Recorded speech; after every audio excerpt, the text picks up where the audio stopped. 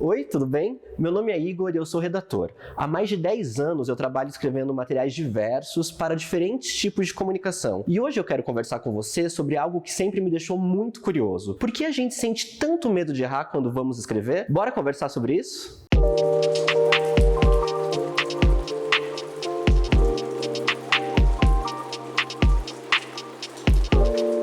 Antes de começar, eu separei um texto que eu gosto muito para ler com vocês. É bem rapidinho, ouve só.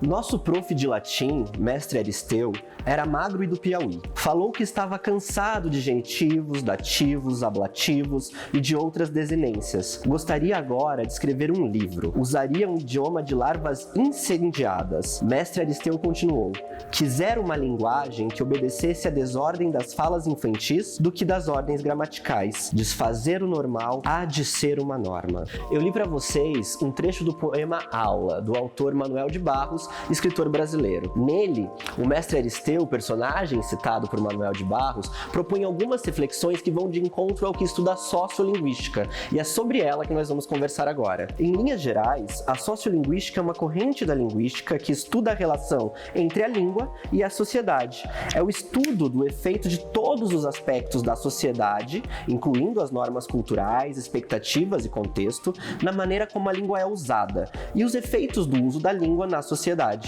O objeto de estudo da sociolinguística é a língua falada, sinalizada, observada, descrita e analisada em seu contexto social, isto é, em situações reais de uso, no nosso dia a dia. Ou seja, a sociolinguística ocupa-se da língua não somente por si, mas também em como ela se automodifica para adequar-se aos seus falantes. Nós, olha só esse exemplo. Você já deve ter ouvido a expressão vossa mercê, certo? Acontece que até 1813 não existia a palavra você. O dicionário etimológico Nova Fronteira indica o ano em que cada palavra foi dicionarizada pela primeira vez. E lá está o registro de que a palavra você foi institucionalizada no ano de 1813. Até então, o pronome de tratamento era vós mecê, já desdobrado da forma anterior, vossa mercê. A língua é viva e se modifica. Por isso, a sociolinguística reflete o seguinte: como que um sistema homogêneo e normativo, como é a norma culta, vai compreender todos os aspectos da língua falada de uma sociedade heterogênea e plural como é a nossa?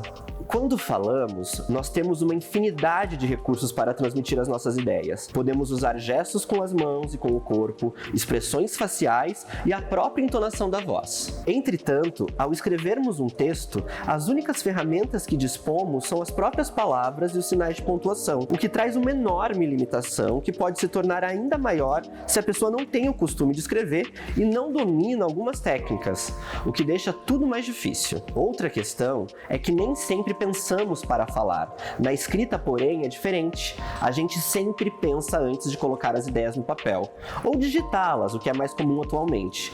E aí tudo se torna mais complexo ainda. Então, se o texto oral é mais fácil que o escrito, o que acontece se a gente utilizar recursos da oralidade para escrever, mesmo que a norma culta considere que isso seja errado? É exatamente isso que a publicidade, a poesia concreta e a música fazem. Erram propositalmente para melhorar a comunicação com as pessoas. Usam a tal da liberdade poética, deixando os textos mais atraentes e até mais rebeldes. O que eu estou querendo dizer é que o erro, às vezes, pode ser um acerto, e a educação já sabe disso. Eu conversei com a Rita, que é educadora há mais de 15 anos, e ela contou pra gente como a educação, às vezes, aborda de maneira positiva o erro. Na educação infantil, o erro não é considerado erro, porque a criança está passando por um processo de aprendizagem. É uma ferramenta avaliativa do professor, onde ele vai ter que trabalhar formas para que a criança não se sinta traumatizada. Em sala de aula, se estimula o desenvolvimento a partir da tentativa.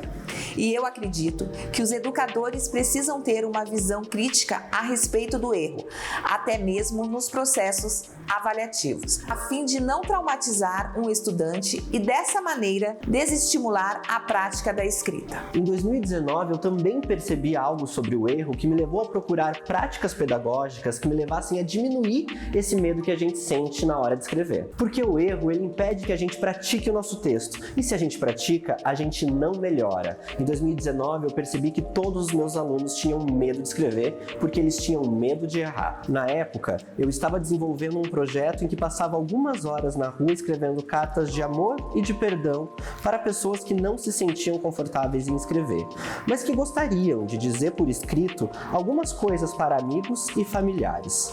Durante o período, percebi que todas as pessoas preferiam conceder a um estranho, eu, a autonomia para escrever uma carta pessoal do que redigir sozinho. E a justificativa era sempre a mesma: o medo de errar e não ser compreendido. Eu sugeri que eles escrevessem seus textos da maneira como falariam, porque eu acredito que diminuir o medo de errar é viabilizar a prática da escrita, e a gente só escreve melhor se a gente pratica. Você já tinha pensado nisso? Se sim, que bom! Com certeza a sua prática de escrita já está bastante avançada. Se não, não tem problema. A gente vai praticar juntos. Vamos?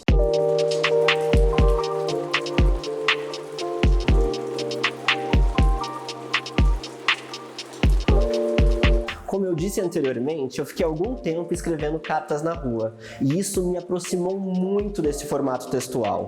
Por isso hoje a minha proposta é que você redija uma carta para você criança, para o aluno que você foi, a fim de dar algumas dicas sobre o conteúdo que você aprendeu aqui nessa aula. A sua carta tem o objetivo de ajudar você no passado a escrever melhor agora ou no futuro, a fim de diminuir o medo de errar que a gente aprende ainda quando somos alunos, lá nas séries iniciais. Você topa o desafio? Não se preocupe com erros, a ideia é você escrever da maneira como você fala, para você se fazer entender. E lembre-se, você está conversando com uma criança, e nem todas as palavras funcionam com crianças. A única exigência para esta atividade é que você coloque a data no cabeçalho da sua carta, daquela maneira que aprendemos na escola mesmo. A cidade em que você está, dia e mês do ano, e você pode se sentir livre para redigir no computador ou à mão. O importante é praticar. A ideia não é você abandonar o estudo e a prática da norma culta. Eu só proponho que antes mesmo de você desistir de praticar por medo de errar, você pratique mesmo que errando. Na próxima tela eu deixei todos os meus contatos nas redes sociais e também a bibliografia completa dessa videoaula. Obrigado pelo seu tempo e até mais!